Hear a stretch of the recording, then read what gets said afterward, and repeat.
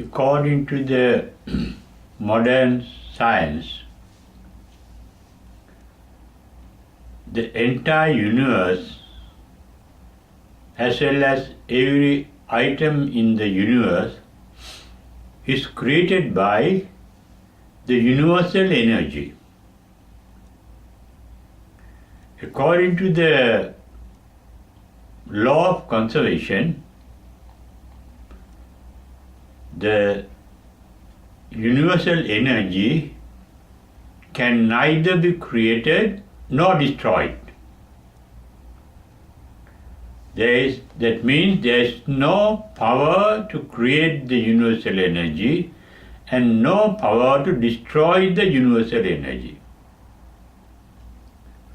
But every item in the universe is subject to creation and destruction. Whatever that is created is subject to destruction. It means whatever that is born is subject to decay and destruction. Decay is the gradual destruction. Therefore, the universal nature is creative and therefore in a state of transformation, because creation means a transformation of a new form. Whenever something is created, it is a new formation. But according to this dynamic nature of the universal energy, everything is created to be destroyed ultimately. It means nothing can retain a permanent identity. This nature of the universal energy is named by the Buddha as anicca, dukkha and anatta. Anicca really means, in the modern sense, the universal energy is dynamic. Dynamic is living and creative, active. It means that universal energy is the ultimate creator of the universe, identified in theistic religions as a creator God, Almighty Creator God. Therefore, according to the science, universal energy is the Almighty God that has created this world. But that creation is not in a point of time, at a particular time. It is an ongoing creation. The universe is being created every moment, because there is the transformation of everything, the transformation of the state of everything at every moment. Transformation of universal energy is referred to by the Buddha as dukkha. It is sometimes referred to as viparinama dukkha. The transformation, viparinama.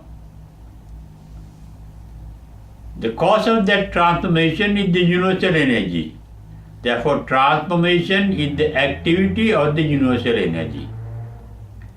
In fact, there is no permanent thing called universal energy, but only a dynamism, only a creativity, only a destructivity, only a transformativity.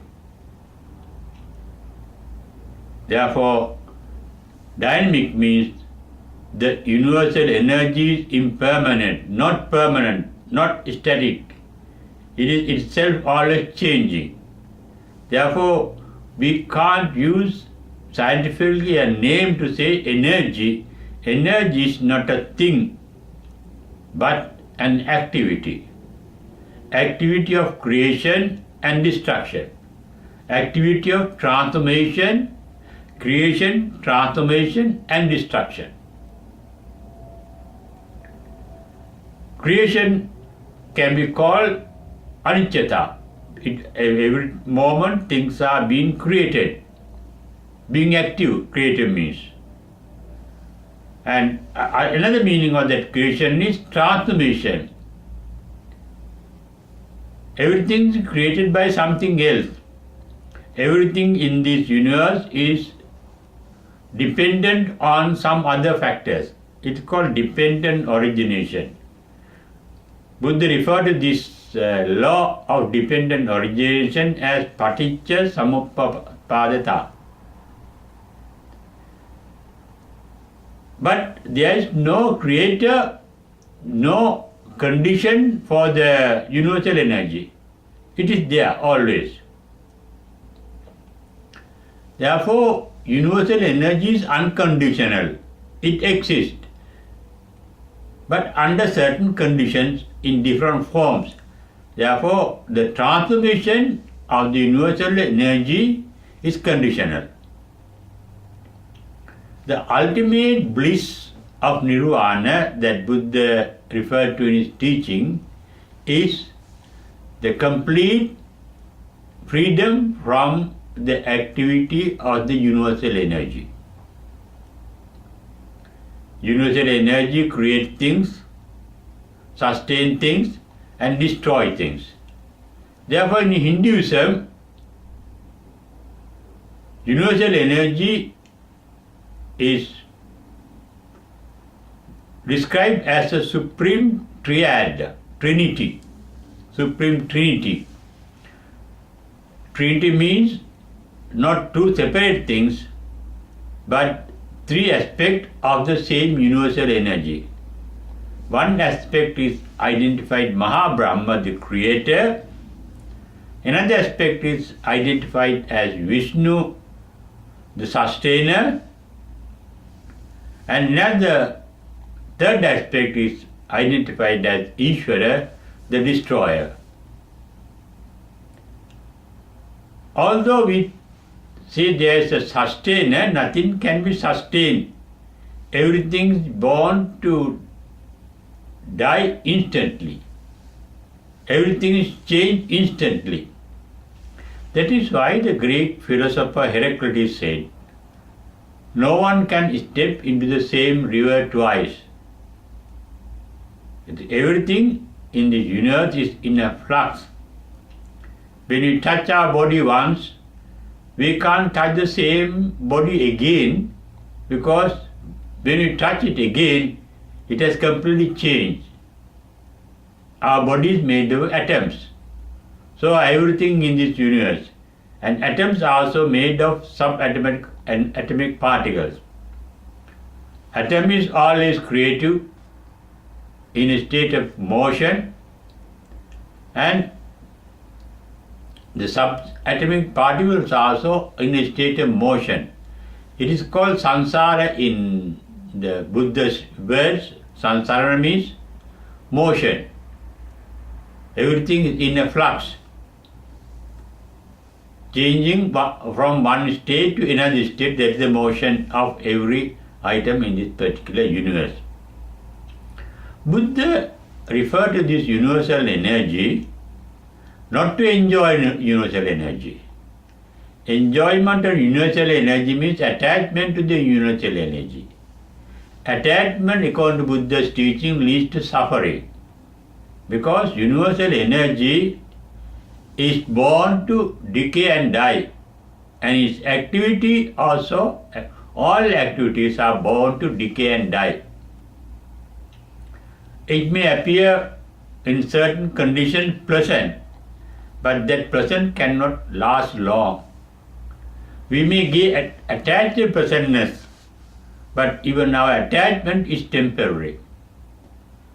Whatever that pleases us at that moment cannot please us every moment. When we are hungry, food can please us. When you are thirsty, drinks can please us. When we are tired, resting can please us. But they are only temporary states. That is the nature of the universal energy that creates each and every item, each and everything, each and every being in this particular universe. When we really understand the creativity and destructivity of the universe through our wisdom, through our insight, we don't get attached to anything in the universe. That is the state of an enlightened mind.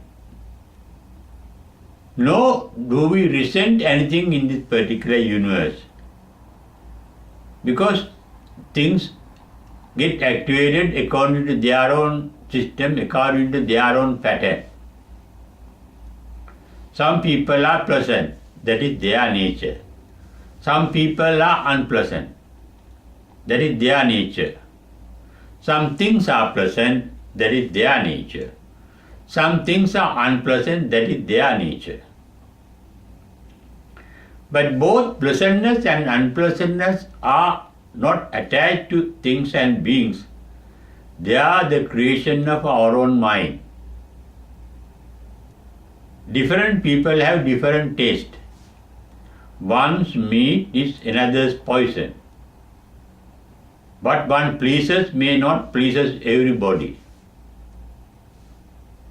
That means different people have different taste according to their mentalities, according to the composition of their mind and the body, according to their experience of the past. People have different taste. And those tastes too can change. We have positive taste and negative taste. Positive taste means we like certain forms, certain conditions, certain things, and we dislike certain forms and certain things and certain forms. They are referred to as nivarana in the Buddha's teaching. Nivarana means our likes and dislikes are the root cause of our mental suffering. When we like something or some beings, we get attached with them. But that attachment cannot last long, because that being or form or thing cannot last long in the same form. With everything is dynamic. Dynamism is a universal nature. Dynamism is the nature of the universal energy. In fact, energy is nothing but dynamism, changing. Therefore, if we are to accept the universe as it is, we have to accept the changes. Enlightened mind is a mind that can accept changes as they are. Accepting things as they are referred to in the Buddha's language as yatha bhuta jnana dasana. Yatha bhuta jnana dasana means really seeing things as they are. But in their real nature, everything is born to decay and die. And we see things as they are. When you see that mentally, when you realize that particular truth, we don't get attached to anything, nor do we resent anything, nor do we ignore anything. We accept them as they are, and we get really satisfied with things as they are. We don't want anything. Some may be speaking things pleasant to us, some may be speaking things unpleasant to us. An enlightened mind can accept both in the same condition, in the same situation as they are. That is called yatha labha santruti, being content with things as they are. But this is for the spiritual mind, spiritual development, not for the materialistic mind. In our day-to-day material state, we have to like certain things and we have to dislike certain things.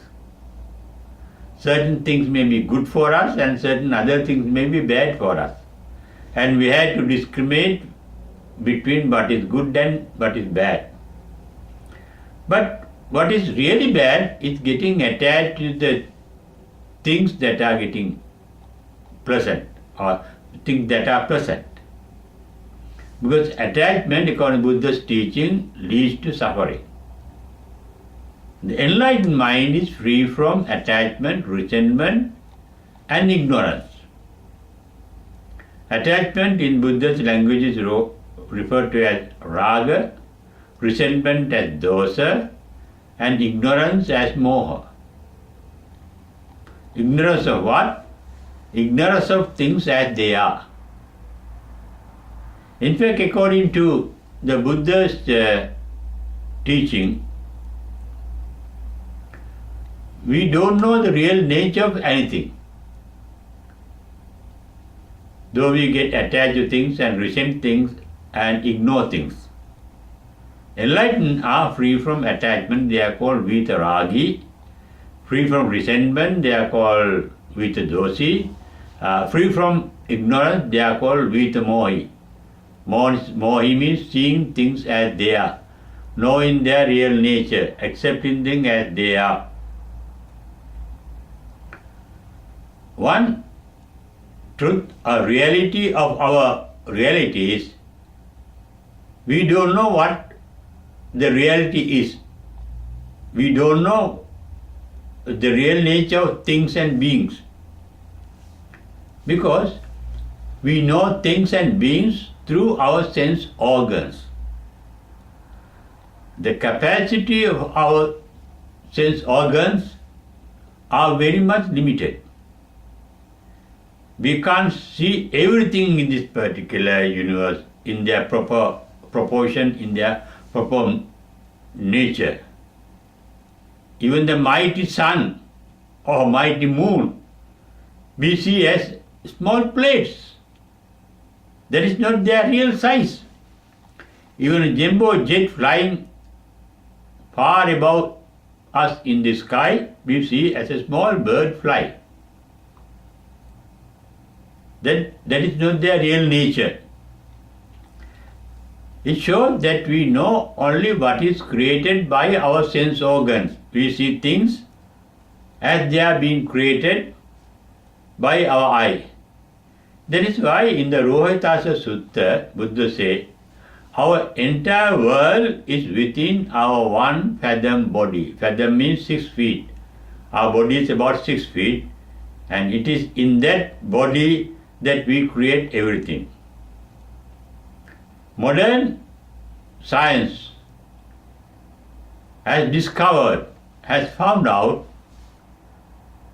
all our perceptions are in a part of our brain, a small brain behind our head. That is the place that perceives things. Perceive means all what we see, all what we hear, all what we smell, all what we taste, all what we touch are sensed really, perceived really by our brain through the electromagnetic signals sent by the sense organs in touch with sense objects.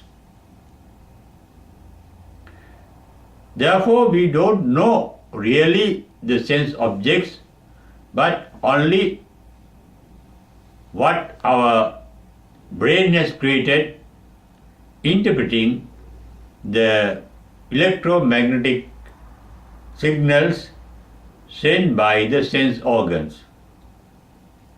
When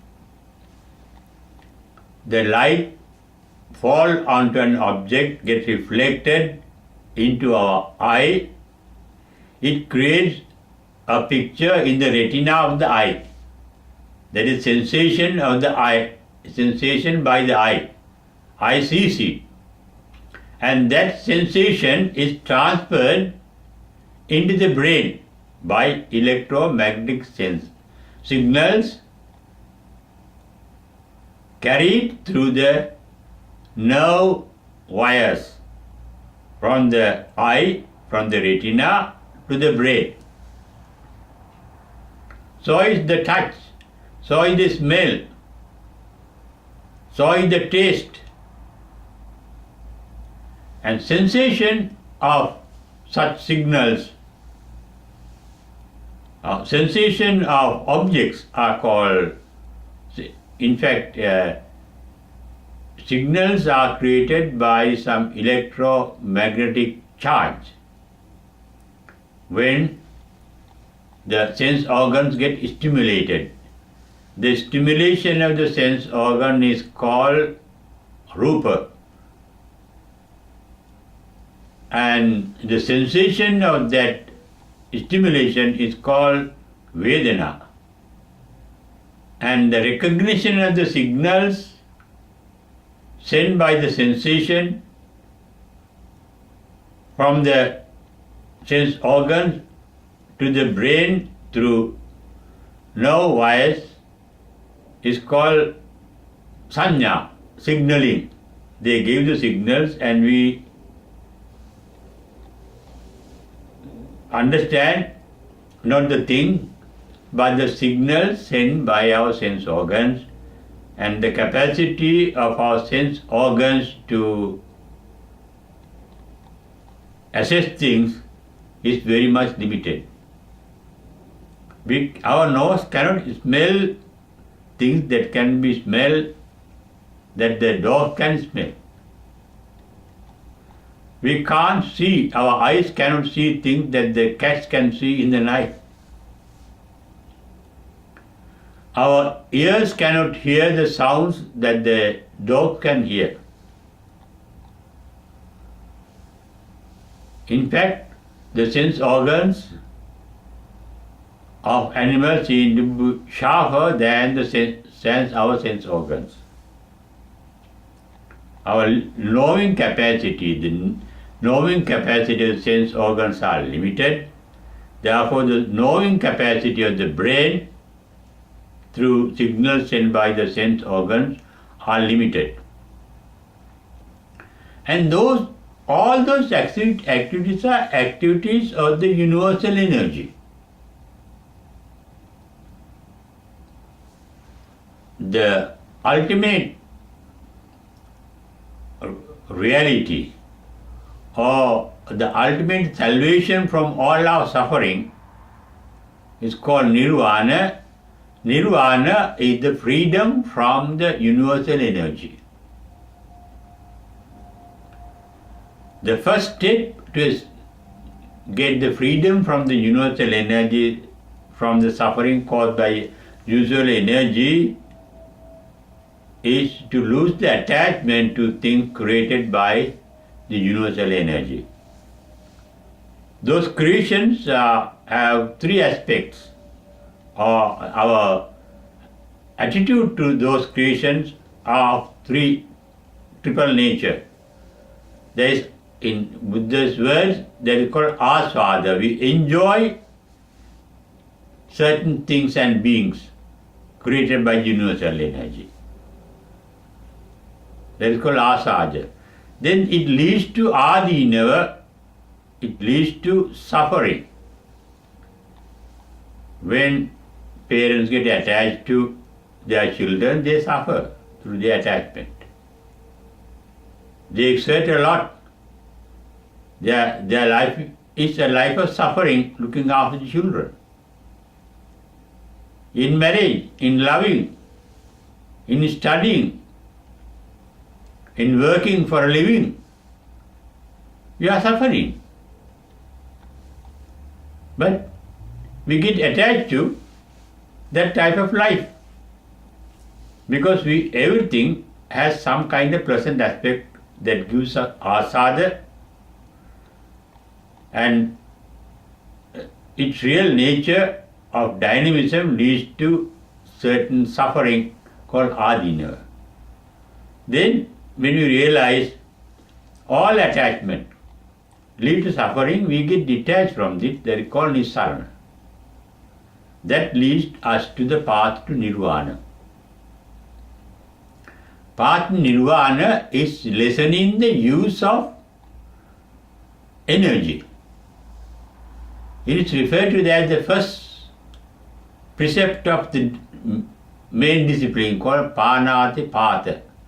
Prana is bioenergy, life energy. Prana Atipatha means excessive use of bioenergy. We excessively use bioenergy by struggling to get things or get rid of things. For struggle to get things that we like, to get rid of things that you dislike, we have to struggle and we have to use mental and physical energy. Panatipada means really, in the real sense, in its ultimate sense, is lessening the use of that mental energy.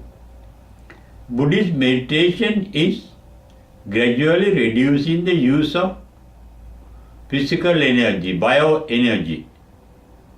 In the process of pranatipata veramani, abstinence from the abuse of or misuse of or excessive use of bioenergy,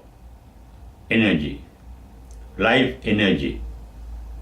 In Buddhist meditation, physically we become inactive. That means we take a rest in the body.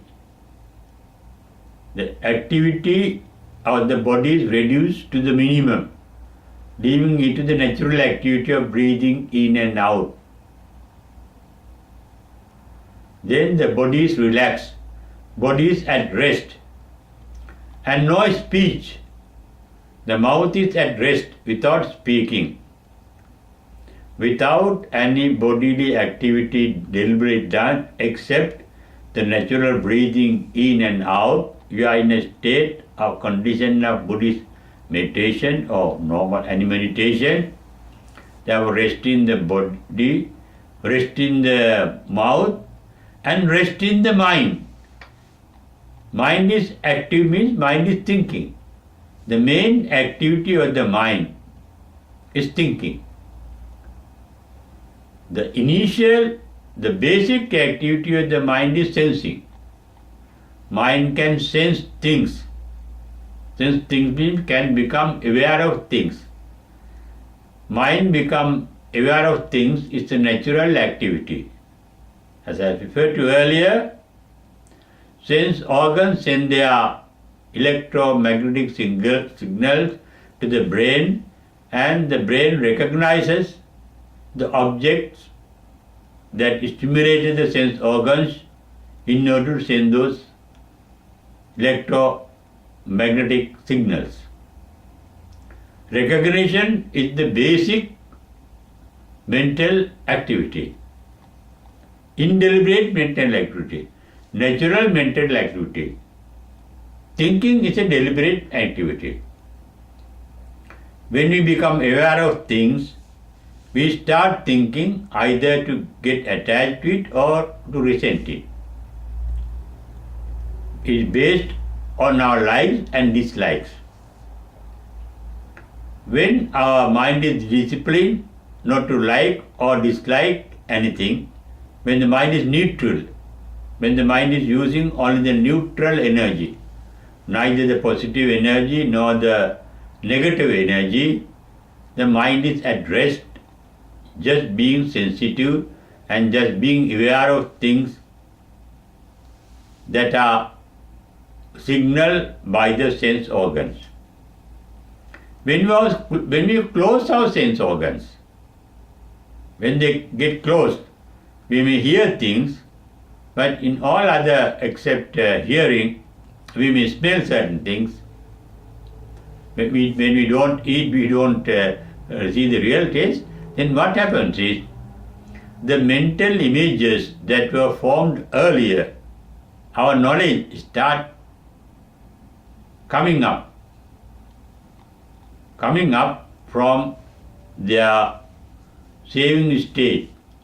Our memories are saved in the brain cells, and they get opened up when our other external sense organs are not active. In mm, put in meditation, the external sense organs initially become dormant. And ultimately they get completely shut off. But in the initial stage, they are open, they are not deliberately active, they get only the sensation, and sensation is signal to the brain, and brain recognizes them. But in the meditative mind, we don't think of those sensations. We think of sensation when we like them or dislike them, or when we are really ignorant of them. Here, sensations are very clear to us because in meditation we practice awareness, attention, with full attention to sensory sensations. That is called Vita Moha.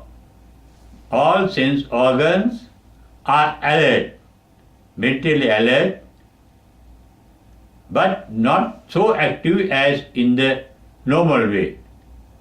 The eye doesn't want to get opened up and see certain things. The ear does not want to listen to things deliberately. These sense organs can take things as they are, that is called Yatalabha Santuti, and Yatabhuta Jnanadarshan, seeing things as they are, and gradually become less and less activity. Enlightenment means the complete inactivity of all sense organs and the mind. But enlightened have said, although they are mentally and physically remain inactive, there is an enlightened awareness. Knowing nature is not dead. Knowing nature is dead only when we are dead.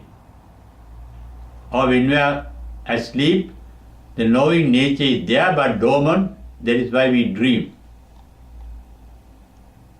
Our knowing nature is a mental activity. All our activities, whether mental or physical, are the product of universal energy identified in theistic religion as the creative God. Escape from that bio-mental energy or biophysical energy or universal energy is called enlightenment. The final enlightenment called parinibbana, passing away into the supreme bliss of not suffering, not being controlled by universal energy. Even after enlightenment, until the passing away of life, one has to undergo suffering, but the enlightened one, they don't suffer mentally. They become just aware of their physical and mental tiredness or suffering or tension. All tensions are caused by the universal energy.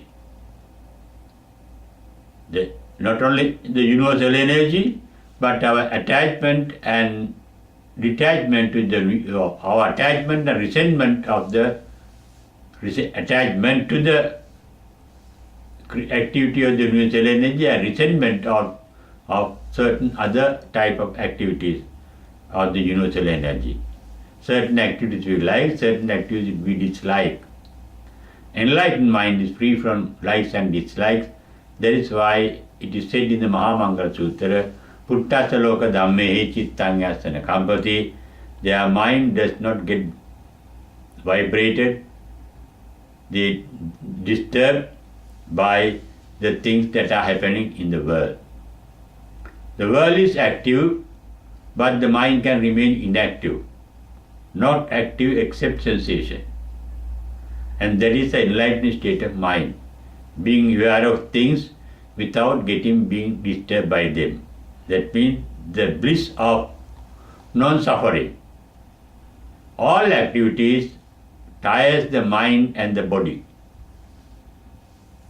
and lessen the activities and there's a bliss of non-activity, bliss of not using the universal energy excessively. That is called abstinence from excessive use of universal means in Pali, Panatipata Veramani. Realizing that universal energy, the creative energy, is the basis of all suffering that we undergo, we get detached from the universal energy. That means free from attachment and free from resentment. And that is a mind that is not energetic in the normal sense, lessening the energy. To like, we had to use the mental energy. To dislike, we had to use the mental energy. And freedom from the use of mental energy is the supreme bliss of enlightenment. That is possible for everybody who is intelligent enough to understand what is going on within oneself and outside oneself. In fact, what is going on outside we know only through the signals sent by our sense organs to our brain. Therefore, our entire world is within our own body, hidden in the brain. And realizing that we don't get attached to anything that is created by the brain, because that whatever created by the brain is an illusion, because it depends entirely on the sensation of the sense organs, which cannot see things really as they are. We are living in a world of illusion, and that world of illusion is created by the universal energy, and enlightenment is freedom from the control of the universal energy. Freedom from the universal energy is the supreme bliss that and the wise can attain according to Buddha's teaching.